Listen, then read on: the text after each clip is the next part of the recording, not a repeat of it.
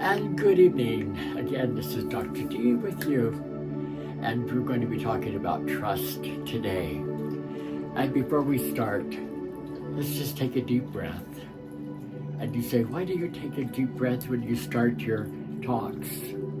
It's so that we can focus, because the truth is, everything is energy, and what we focus on does expand. And when we are disjointed, then we only keep expanding that disjointment. So for the next few moments, if we could bring ourselves into just one place, be of one mind, be focused on what Spirit has to say to us today, be focused on being our best self. So let's take a deep breath. And I call this a deep cleansing breath. Because as we breathe in, let's sense the godness, sense the kindness, sense the peace, sense the love that is all ours, outside and inside of us. Let's sense it going through every chakra, our head chakra, our throat chakra, our heart chakra, our soul chakra, creative chakra, our grounding chakra.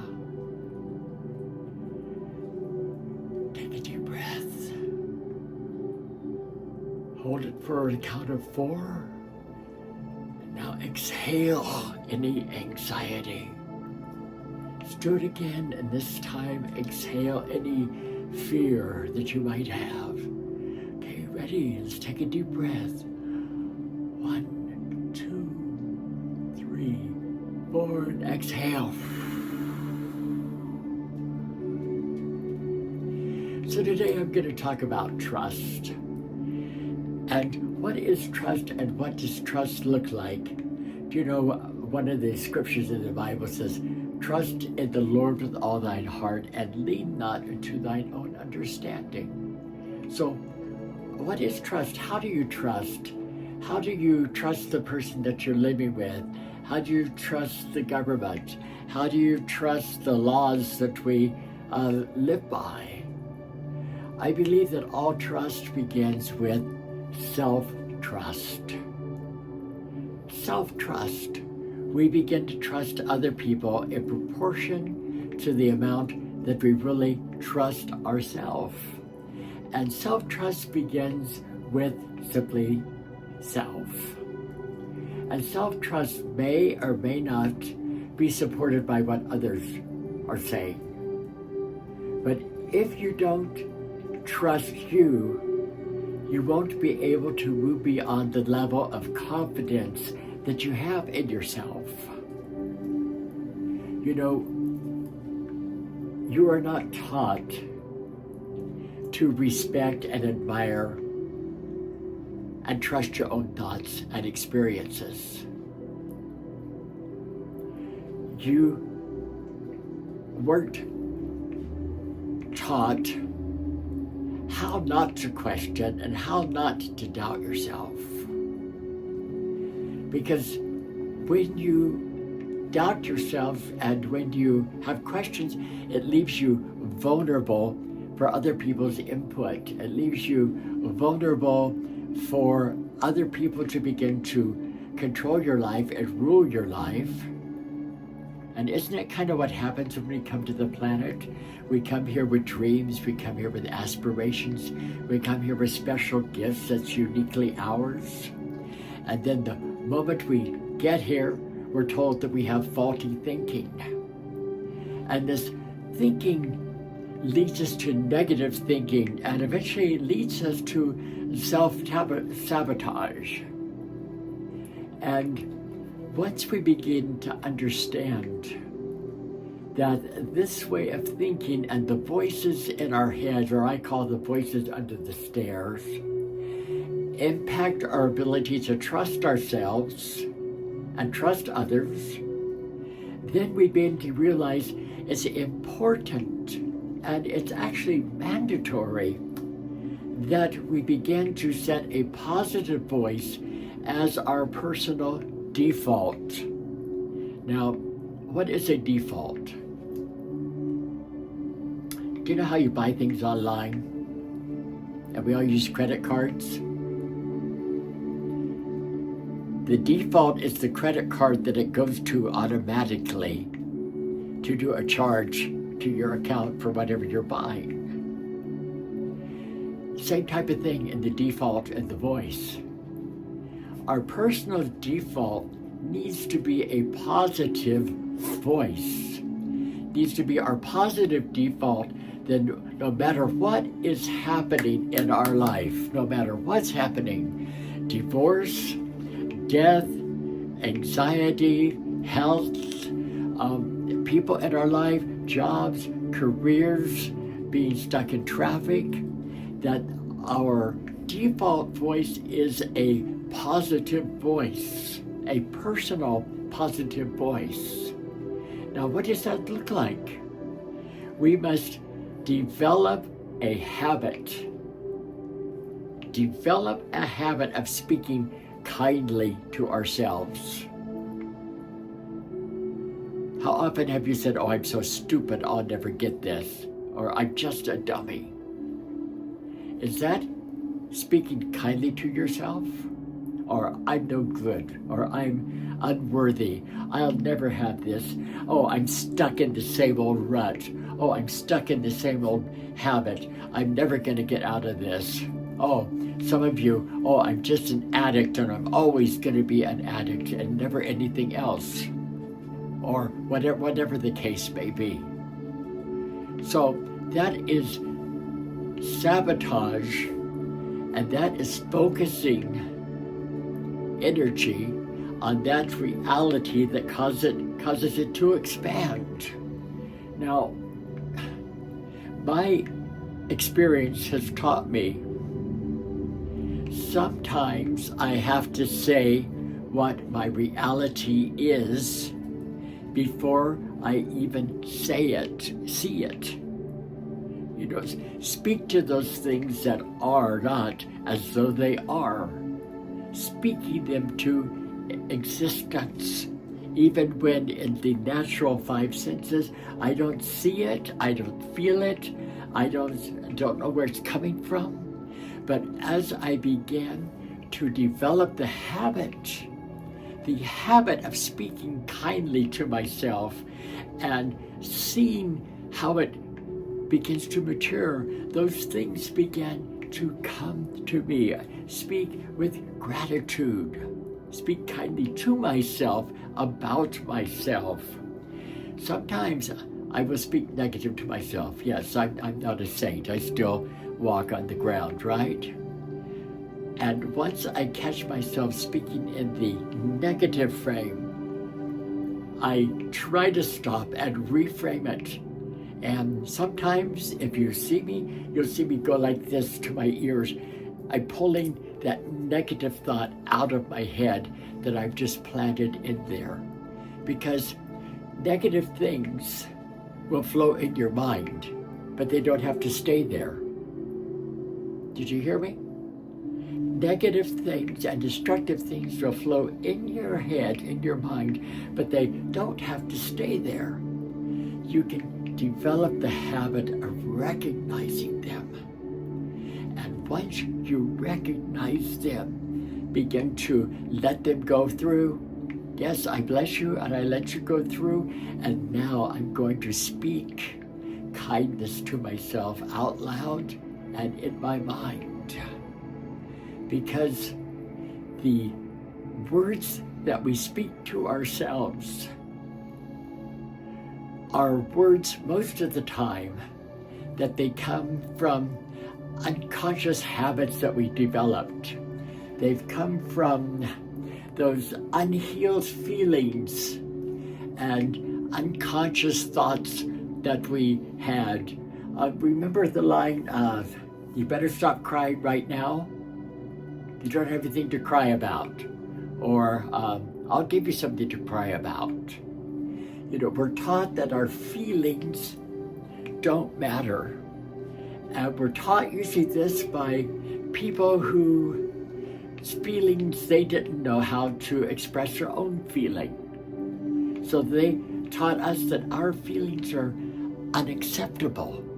So how do you learn how to trust yourself. And how do you know when you're on the road to not trusting? Because trusting yourself is the basis for trusting the Creator, trusting your partner, trusting the government. Trusting has to all start with you. So when you don't trust yourself, you don't recognize or understand your own value. You don't recognize or understand or believe your own worth. You know, in my apartment, I have issues just like you all do. I have letters all over. It says, I am the prize.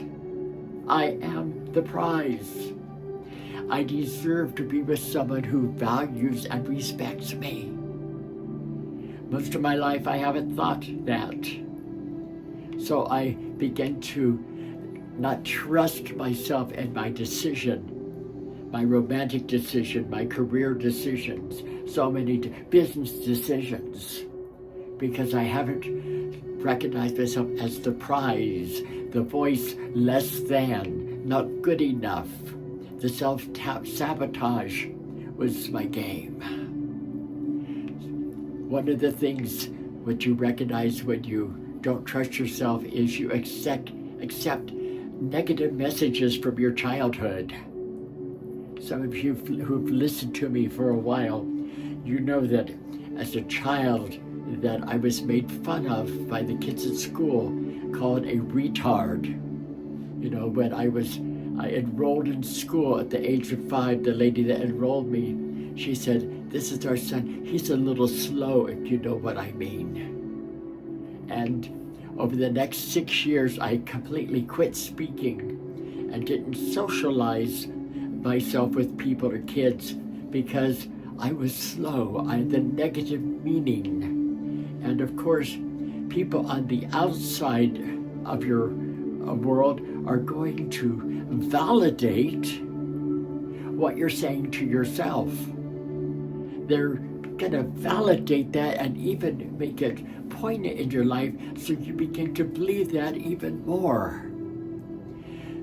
When you don't have self-trust, you begin to think that you could have done things different to change those remarks of your childhood. If I would have done something different, then I wouldn't have been bullied as a child.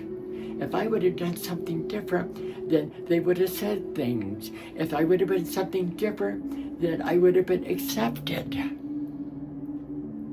Let me tell you something. They would have still done whatever it is that they did. Because what they did has nothing to do with you. You have to do with you. When we don't trust ourselves, we do things to prove our value to others and to ourselves. We don't feel valuable. We don't sense that we're valuable. So therefore we give up our power to others, and whatever they say we are, that's who we are, and that's how we act out. When we don't have self-trust, we participate and engage in negative and harmful self-talk and compulsive, repetitive behaviors that create shame, that create guilt, and create self-punishment. We create situations so that we can punish ourselves for not being enough. We find it difficult to finish what we start. We start a project, we don't finish it.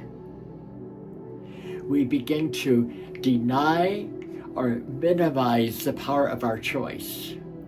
Somebody will say, well, it's your choice. And we minimize that. That, thank you so much for telling me it's my choice, but if somebody would have said something different, then I wouldn't be like I am today. Or if I hadn't met so-and-so, I wouldn't be. The blame game. You know that blame game? So we are in a repeat behaviors that are not beneficial to us. Some of you know what I'm talking about in detail. Repeat this same old habit over and over and over so that we create shame and we create guilt. How many times have I said guilt and shame never did anybody any good? Guilt and shame never did anybody any good. And you're never going to make a positive change in yourself or anybody else by creating guilt and shame. And when we don't trust ourselves, we defer others. We defer others and allow them to make choices for us. Do you know, when you want to say no, you go with others because they say yes, it looks good, and your value, the value you have is in what they're seeing and what they're believing.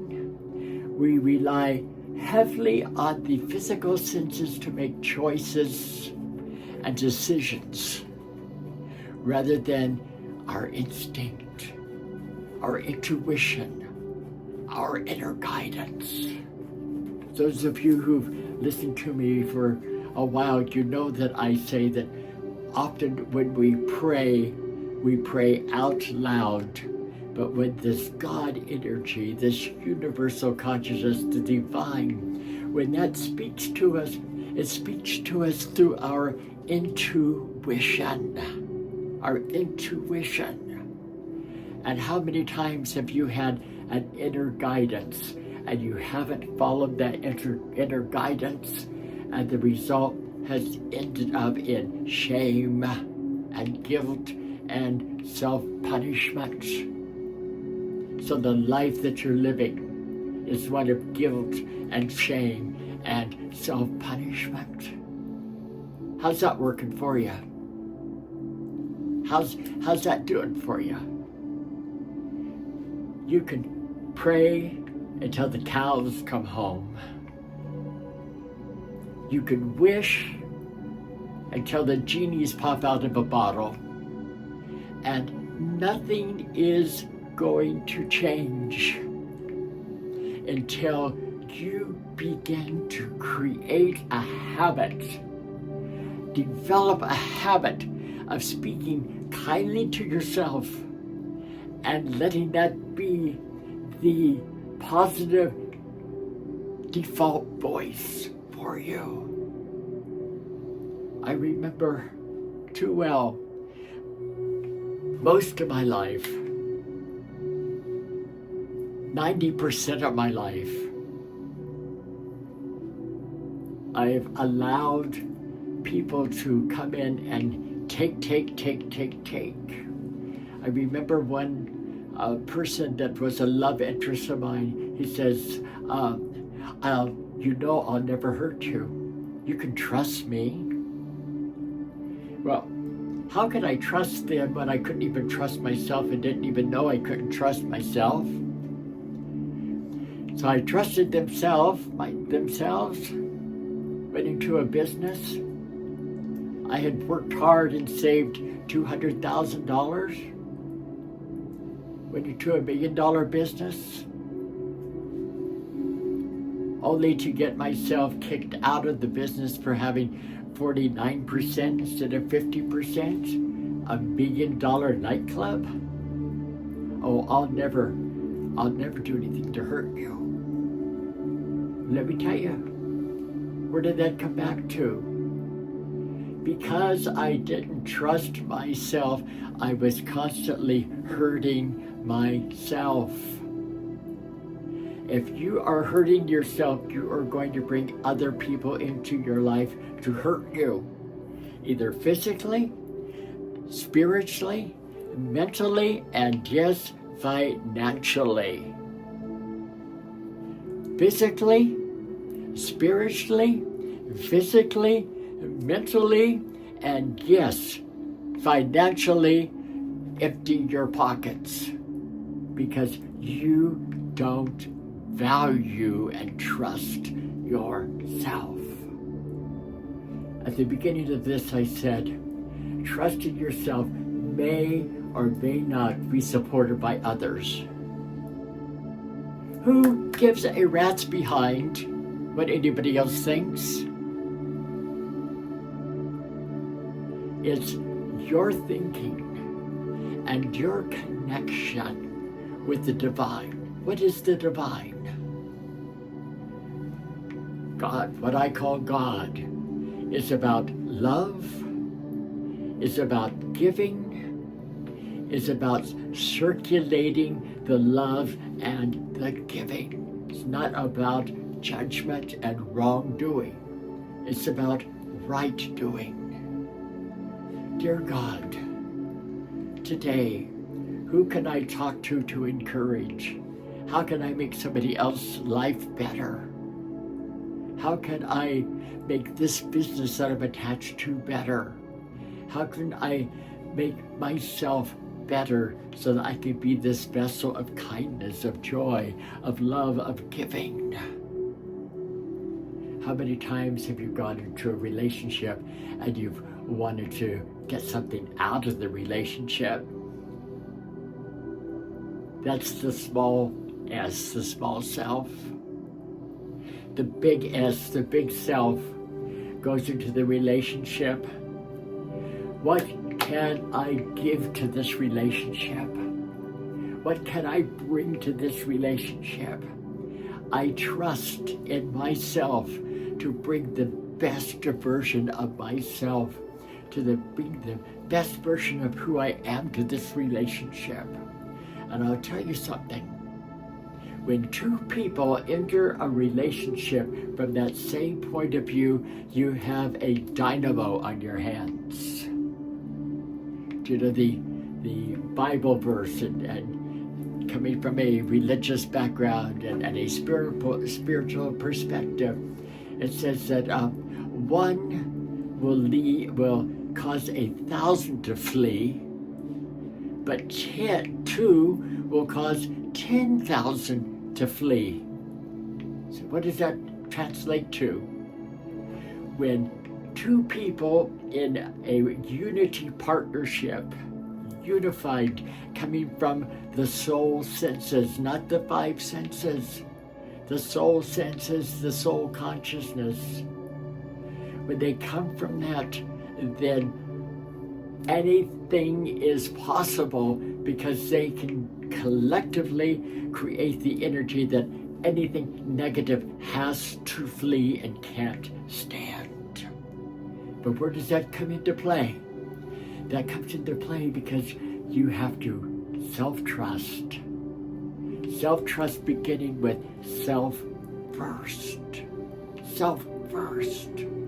That causes us to come to a place in our prayer and our meditation where we get an honest evaluation of who we are, what we are, and where we're at.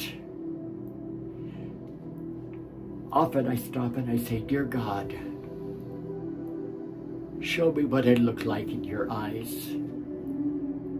I could just hear your thoughts now. Oh, I could never ask that. Why? Why?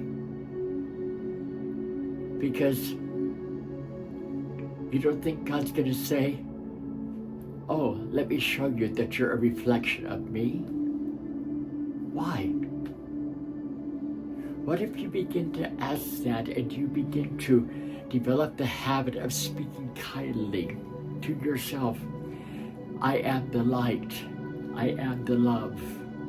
I am the guidance. I am the purity of heart. I am the light in the world. What would happen if you begin to speak that and the reality of it begin to be in your flesh, and you said, Dear God, show me what I look like in your sight. And then you saw this vision of a powerful man and woman on the planet. And wherever you would go, people's lives were changed just by your presence. Because you had put away the negative thinking. The Apostle Paul says it this way: when I was a child, I thought as a child. But when I became an adult, I began to mature. And as I began to mature, I put away my negative thinking. My negative thinking. So today, let us let go of the negative thinking. Let us let go of the thoughts that create shame. Because there's nothing in you that's shameful. We're not talking about the past. The past is past. We're talking about who you are at your core. The wonderful human treasure you are at your core. We're not talking about the guilt that you're wanting to carry with you. You know, the guilt that you carry in a big suitcase or a big knapsack behind you. Let it down. Let it go. That's only self-punishment that you are carrying that doesn't do anybody any good. What would do people good is in this world that we see where there's so much hopelessness and so much poverty and so much poverty of spirit and so much trepidation with political senses and things going on around the world, so much war, so much devastation. What would make a difference? You beginning to realize that you, yes, you are the hands and feet of the Creator on this planet. You are the love that people seek on this planet. Develop that positive voice as your personal default and begin to speak kindly to yourself. Self-trust and all trust begins with you. Until next week, I want you to say, kindness is the language that the deaf can hear. Kindness is the language that the blind can see. Be kind to yourself and be kind to each other. Speak words of kindness.